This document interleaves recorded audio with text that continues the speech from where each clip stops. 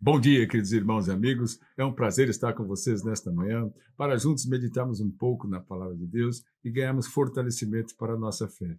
Como é preciosa a nossa fé, como é preciosa a fé em Cristo, como é precioso aquele que nos deu a oportunidade de crermos. Você sabe, a palavra de Deus nos ensina que a fé que temos é produzida pelo Senhor. Não somos nós que produzimos fé, não é a nossa própria vontade, não é o nosso próprio querer, mas é o seu Santo Espírito que age no nosso interior e produz sentimentos e nos dá compreensão e entendimento da sua palavra. É através desse movimento sobrenatural e maravilhoso que nós somos atraídos para o Senhor. Então, você tem sido atraído para o Senhor? Você tem realmente vivido para Cristo? Permitido realmente que a sua vida seja moldada segundo os propósitos do Senhor? Muitas pessoas têm uma grande crise com esse tema. Sim, porque é muito conflitante imaginar servir ao Senhor e vivermos nesse mundo. Pois é, mas é importante entender que a terra que estava aflita viu grande luz.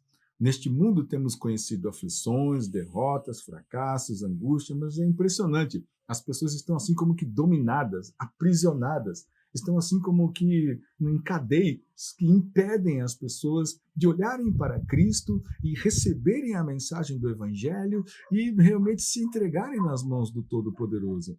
Mas veja, há algo nesse tempo para que você possa compreender melhor a ação de Cristo, a ação do seu poder, o seu nascimento. E aconteceu dessa maneira, descrito no Evangelho de Lucas, no capítulo 2, do verso 1 até o verso 7. Está escrito: Naqueles dias, foi publicado um decreto de César Augusto, convocando toda a população do império para recensear-se. O primeiro recenseamento, foi feito quando Quirino era governador da Síria. Todos iam alistar-se, cada um à sua própria cidade. José também subiu da Galiléia, da cidade de Nazaré, para a Judéia, a cidade de Davi, chamada Belém, por ser ele da casa e da família de Davi, a fim de alistar-se com Maria, sua esposa, que estava grávida. Estando eles ali, aconteceu completarem-se-lhe os dias, e ela deu à luz o seu filho primogênito, enfaixou-o e o deitou numa manjedoura, porque não havia lugar para eles na hospedaria. Aqui é o relato, não é, no Evangelho de Lucas, sobre o nascimento de Cristo. O que aconteceu naquela época? Aconteceu que houve um grande recenseamento, não é? Então, César Augusto ordenou que cada família, cada familiar fosse para sua própria cidade natal para ali se inscrever, se alistar e para que fosse feita uma contagem com relação à quantidade de pessoas e de onde elas procediam e tudo mais. E foi isso que José teve que fazer. Então ele sai da Galiléia, cidade de Nazaré, e vai para Belém, cerca de 150 quilômetros de distância. Ele sai com Maria grávida, já passando da metade da sua gravidez, bem perto já dela dar à luz, e vai caminhando então no lombo do jumento, como está escrito aqui, não é? A fim de alistar-se com Maria. Sua esposa estava grávida. Então, ele vai nessa viagem, certamente com dificuldades, com limitações, porque estar a Maria no lombo do jumento não significa que ela estava confortável, não é? E estando grávida, certamente havia ali limites e dificuldades. Mas veja só, na disposição daquela ordem que, através da ordem de Deus, foi dada, eles foram e tiveram que ir para lá. Sabe, me chama muito a atenção a vida da fé, de coisas que acontecem que muitas vezes nós não estamos preparados ou nem talvez concordemos. O chamado para o recenseamento, naquele momento, era o momento errado. José poderia pensar, poxa, mas logo agora Maria está para dar à luz e vai ser muito complicado, 150 quilômetros, é uma viagem comprida, só nós dois nessa estrada, como é que vai ser? Mas ele sai e tem que fazer, porque é a lei, eles tinham que fazer esse recenseamento.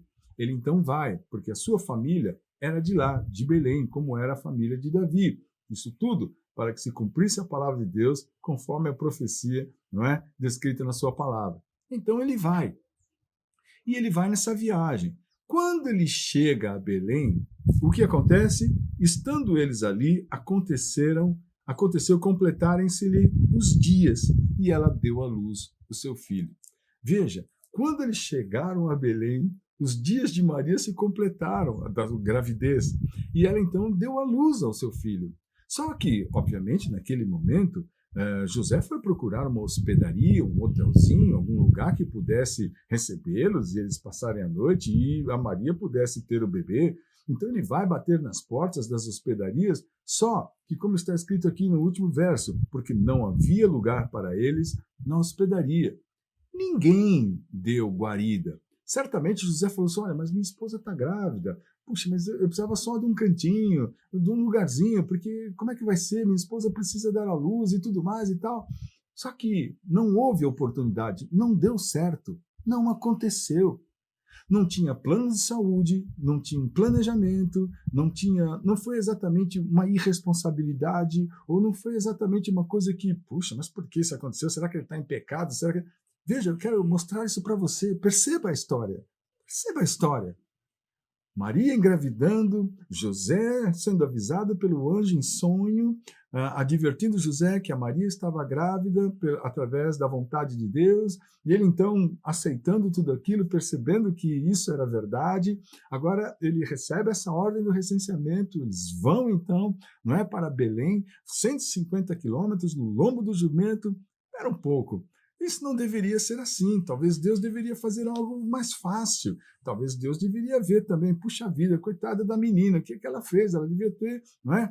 O importante era nascer o menino. Mas na fé, o Senhor prova e nos leva realmente a viver coisas que muitas vezes não são do nosso próprio agrado. Mas aqui nós estamos vendo algo muito importante, porque na história de Jesus Cristo, dos seus pais, da sua concepção, havia o quê? Humildade. Havia o quê? Simplicidade. Havia o quê? Exatamente essa condição não de riqueza. Sendo filho de Deus, ele poderia nascer no melhor lugar da época, ele poderia ser assistido pelas melhores pessoas e poderia ter todo o conforto, mas não foi isso que o Senhor planejou e nem permitiu. O Senhor permitiu que Jesus nascesse sem ter lugar para eles na hospedaria. Ele nasceu numa estrebaria e o nenê foi colocado numa manjedoura. Manjedoura é aquele local onde os animais se alimentam. Ali, havia palha ali. Maria enfaixa o menino e o coloca na manjedoura. Não é interessante você perceber isso? Quando todos estão correndo por riquezas, muitos cristãos estão pensando que a preocupação de Deus é que eles sejam ricos e tenham de tudo, e tenham todas, e fiquem satisfeitos com suas viagens e compras caríssimas e coisas maravilhosas e poderosas. Mas o Senhor aqui mostra que o seu próprio filho nasceu de forma humilde para mostrar à humanidade que verdadeiramente nem só de pão viverá o homem, mas sim de toda palavra que procede da boca de Deus, e que ele, Jesus, veio trazer essa condição tão importante para que todos saibam que esse tipo de humildade nos leva para mais perto de Deus, porque é isso que o Senhor se agrada e se agradou em fazer com o seu próprio Filho. Que o Senhor te abençoe e que neste Natal, o sentido desse Natal seja exatamente esse, que o seu coração seja como uma manjedoura, simples, com aquela palha, mas que possa acolher o Rei dos Reis, o Senhor dos Senhores, o Pai da eternidade, o Príncipe da paz. Essa manjedoura era uma coisa de nenhuma importância, mas em algum momento ela acolheu o Senhor, o Rei dos Reis. Que o seu coração, o coração dos seus filhos, da sua família, que a sua casa seja essa manjedoura. Que a sua casa não seja como aqueles hospedeiros que não deram lugar para Jesus, mas que você abra a sua porta com alegria e abra a porta do seu coração, da sua casa, da sua família, dos seus filhos, do seu casamento e realmente deseje que Jesus esteja com todos vocês. Que o Senhor te abençoe. Fique na paz.